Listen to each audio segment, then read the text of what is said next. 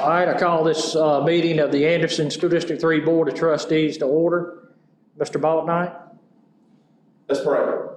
God, we believe in you, God, and we love you. We thank you for being so good to us, God. And in these kind of odd times that we have going on here for the last several months here, God, give us wisdom. Yes, Steve. Give us knowledge. Help us to rest on you. Help us to lean on you, God. We love you.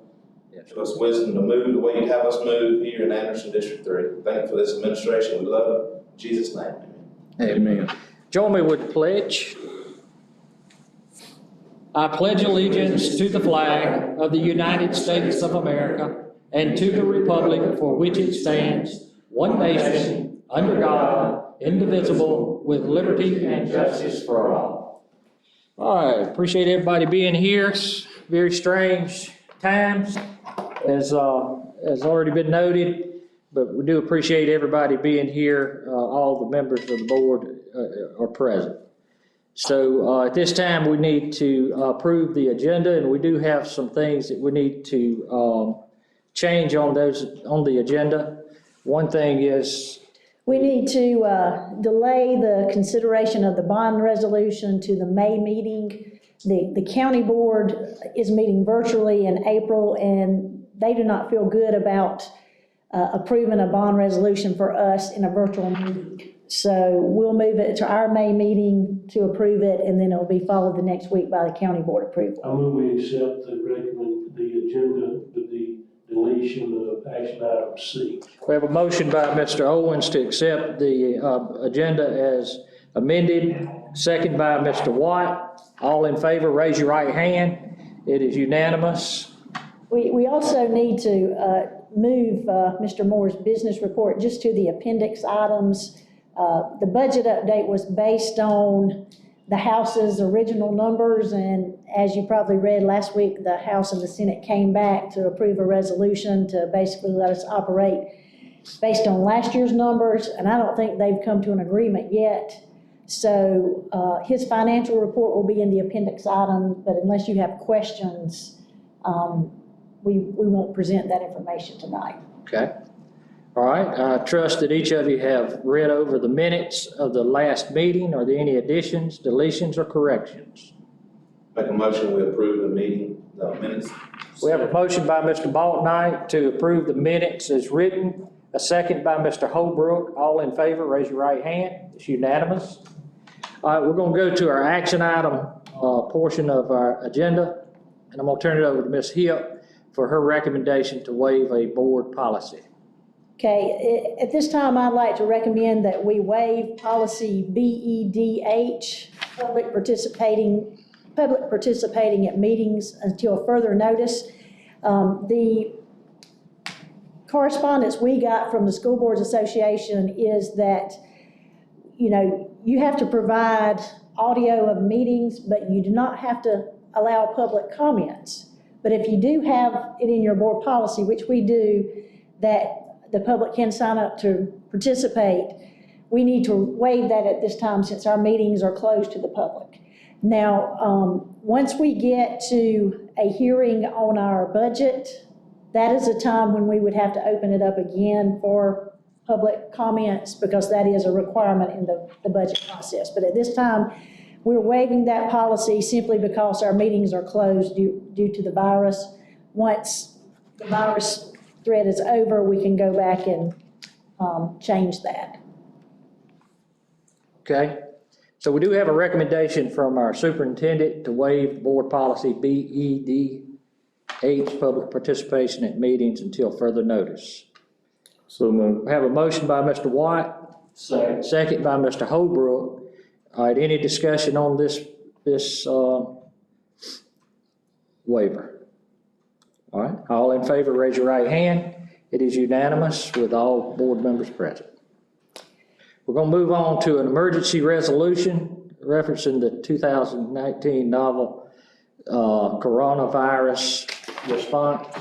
And Ms. Hipp has a resolution for us. Right. You'll see a resolution. Amy, will you pull up that resolution? Okay, and basically this resolution follows the resolution that Superintendent Spearman has gotten the state board to approve for her.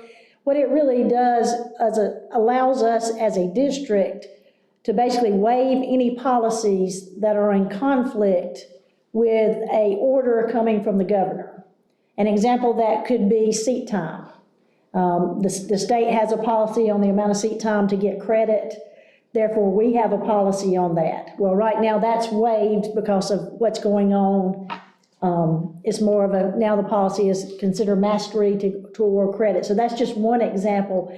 And what this resolution does is it keeps us from having to amend or to waive certain policies based on certain instances. Basically, as long as we're following the governor's guidelines during this time, then if it's in conflict to our board policy, we're in good position because we're doing as we've been told to do by the governor. So the top part of this basically gives you the executive orders that all this is based on. I'll read to everyone the last paragraph because this is basically the resolution that you're adopting, okay? And it starts with, now therefore the board hereby adopts the following emergency resolution. For the duration of the state of emergency in South Carolina, and unless otherwise directed by subsequent action of the board waives and/or suspends all policies, administrative procedures, and other rules that conflict with the aforementioned executive orders of Governor McMaster and any future applicable executive orders, any state and federal emergency laws such as the Families First Coronavirus Response Act that may have or may be passed during the pandemic, any guidance issued by federal or state agencies, including but not limited to FEMA, the Department of Labor, the IRS, and the South Carolina Department of Education, and further authorizes the board chair, in consultation with the superintendent, to waive or suspend provisions of existing policies, administrative procedures, and other rules, if compliance with these provisions thereof would in any way prevent, hinder, or delay necessary action by the board or school district in coping with the emergency or otherwise in carrying out the applicable executive orders of the governor, including making necessary and appropriate arrangements to account for the local needs and unique circumstances of the board and the school district. So I ask that we as a board and school district adopt this emergency resolution. Okay, each board member had a copy of this resolution sent to them Wednesday for review. And if anyone has any questions about it, we'll do it under the discussion period for this resolution. So it is a recommendation from our superintendent. I have a motion by Mr. Holbrook to accept this emergency resolution. Okay. Second by Mr. Watt. What discussion do you have? Hearing none, we'll go ahead and vote. All in favor of this emergency resolution, raise your right hand. It is unanimous and passes. All right, we're going to move to okay, business report was moved to the appendix items, so I trust each of you were able to look over these appendix items. Do any of you have questions for Ms. Hill at this time pertaining to those things? Ms. Hill, just for refreshing, meal distribution, do you have an estimate on how many kids, how many meals we've served? We, and I sent that number in an email, and I don't have it on top of my head, but in general, we're feeding 1,000 children a day. Okay.